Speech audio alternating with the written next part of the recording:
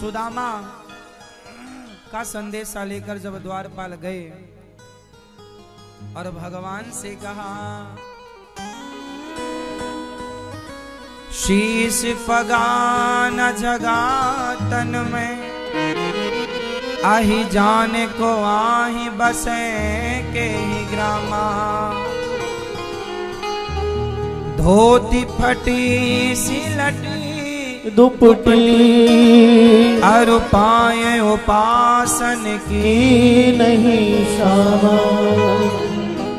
द्वार खड़ो ध्वज दुर्बल एक, रहो चकिसो वसुधा भिरामा।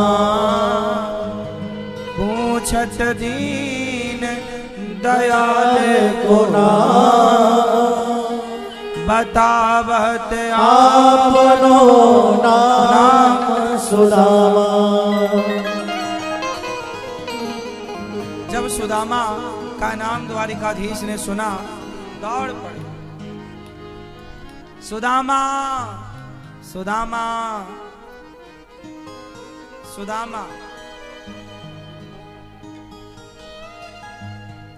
सुदामा जी दौड़ रहे। सुदामा के लिए श्याम सुंदर पूरा सभा छोड़कर, सबको छोड़कर सुदामा आया है मेरा मित्र। सुदामा सुदामा।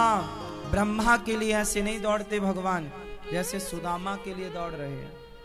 दौड़ते हैं। सुदामा को लगा बड़ी देर हो गई, कब से खड़ा हूं, शायद कन्हैया भूल गया है। जाने लगे सुदामा, तभी कानों में आवाज आई, सुदामा। पलट कर देखा, वही घुंघराले बाल श्याम सुंदर दौड़ते हुए आ रहे। कन्हैया दौड़ते हुए आए। सुदामा सुदामा कहते भगवान ने सुदामा को हृदय में लगाया, हृदय से लगाया। सुदामा, तुमने बड़ी देर लगा दी आने में मित्र द्वारिका। भगवान से कहा सुदामा ने, मित्र देर मैंने नहीं, आपने देर कर दी। कब से आपके द्वार पर खड़ा हूं, चलो। हाथ पकड़ा भगवान ने सुदामा का, सुदामा को अपने आसन पर बिठाया है। लाओ रुक्मणी, चरण धो मित्र के। चरण धुलने लगे ना, तो चरणों में छाले पड़े थे, कांटे चुभे थे। भगवान ने कांटे निकाले और चरण धोए। कैसे धोए? देख सुदामा की दीन दशा, करुणा करके करुणा निधि रोए। पानी परात को हाथ छुओ नहीं, नैनन के जल से पग धोए। सुदामा के चरणों को भगवान ने नेत्रों के जल से धोए। मित्र, मेरा मित्र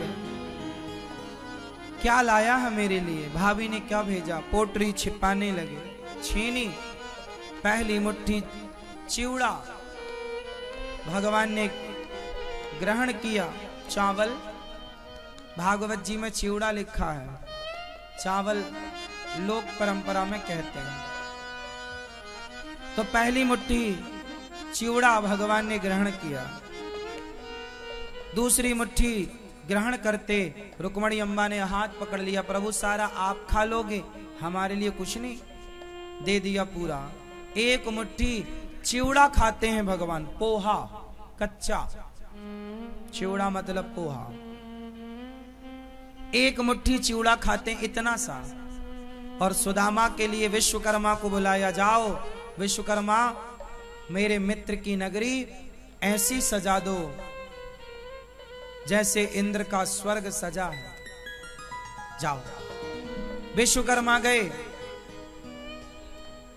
सुशीला मां से मिले, मैं आपका घर बनाने आया हूं, सोने का बनाऊंगा महल। सुशीला मां बोली, ना, पहले मेरा मत बनाओ, मेरे गांव में मेरे गांव वालों ने मुझे भिक्षा दी है, इन गांव वालों की भिक्षा खाकर हमने सारा बुढ़ापा गुजारा है। ये गांव वाले हमें मुट्ठी भर कुछ ना कुछ देते रहे हैं। हमारे पति भी द्वारिकाधीश के पास गए तो हम पड़ोसन से 4 मुट्ठी चिवड़ा उधार मांग कर लाए हैं। यदि हमारा घर बनाओगे, महल बनाओगे, तो हमारे पूरे गांव वालों का जिन्होंने हमें भीख दी है उनका भी बनाओ। अब विश्वकर्मा जी ने तुरंत भगवान से संपर्क साधा, प्रभु यहां तो बजट बढ़ा हुआ है, क्या करना है, ज्यादा बजट लगेगा। भगवान बोले कोई बात नहीं, भक्त की आज्ञा का पालन करो, जो भक्त का सपोर्ट करता है उसको भी चकाचक करो। मतलब भगवान से भक्त जुड़ा है, और इसलिए कहते हैं कि हम भगवान से ना जुड़ पाए तो भगवान के भक्तों के ही चरण पकड़ लें, इससे भी कल्याण हो जाएगा। क्योंकि जब गुरुजी को भगवान मिलते हैं ना, तो गुरुजी कहते हैं मैं अकेला नहीं आऊंगा, मेरा पूरा शिष्य परिवार चलेगा, जो मेरे से जुड़ा है हे प्रभु उन सब पर आपको कृपा करनी होगी। तो भगवान तो बड़े दयालु हैं, भगवान तो बड़े दयालु हैं। सुदामा की पत्नी के कारण, सुदामा के कारण पूरा नगर सोने से सुसज्जित हो गया। घास की झोपड़ी का जुगाड़ नहीं था सुदामा का, अब बढ़िया महल सोने के खड़े हैं। ये भगवान की कृपा है। और सुदामा को जिन्होंने भिक्षा दिया उनके भी महल बन गए।